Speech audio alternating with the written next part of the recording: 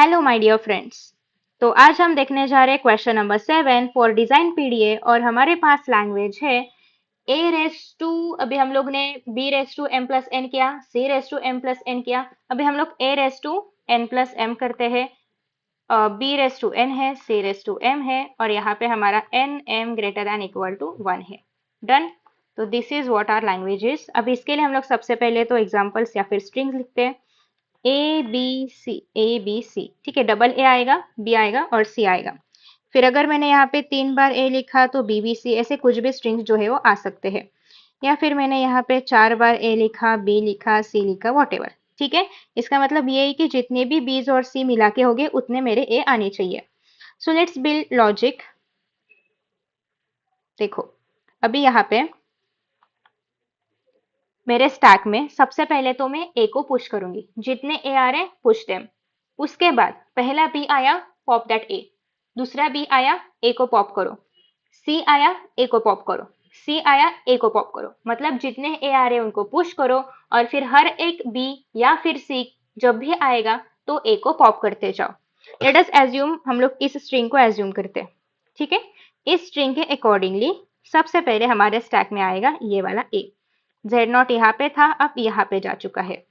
दूसरी बार फिर से आएगा ए। तीसरी बार फिर से आएगा ए। अभी जेड नॉट हर बार बढ़ते जाएगा, मैं उसको हर बार तो ऊपर नहीं करूंगी, बट ठीक है। आफ्टर दैट नेक्स्ट आएगा बी। पहला बी आया, पॉप दिस ए। फिर आया बी, पॉप दिस ए। जो भी टॉप पे ए रहेगा पॉप किया जाएगा। सी आया, पॉप द टॉप ए। तो इन दिस वे हमारे पास ए और सी का जितना भी नंबर है उतने ही ए है। इसका मतलब हमारी ए स्ट्रिंग वैलिड है।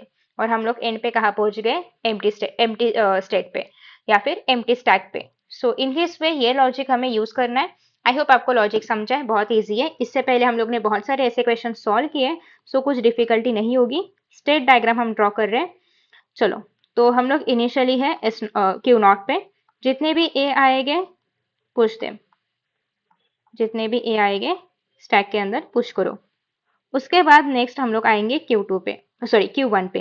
अभी पहला बी आया, ऊपर है ए, ए को पॉप करो।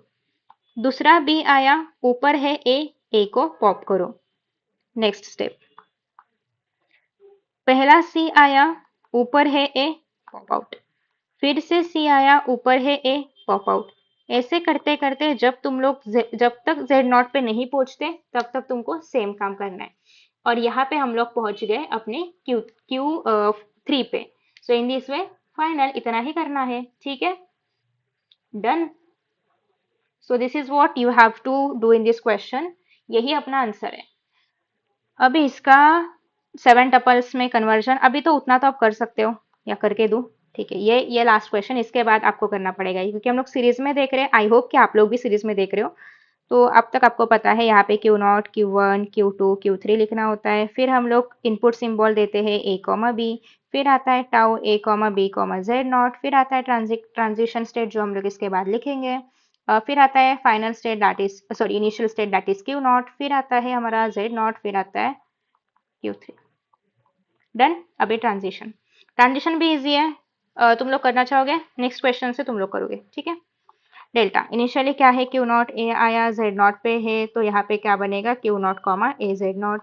फिर आया डेल्टा, फिर आया जेड नॉट ए, फिर हम लोग पहुंचेंगे क्यू नॉट कॉमा ए पे।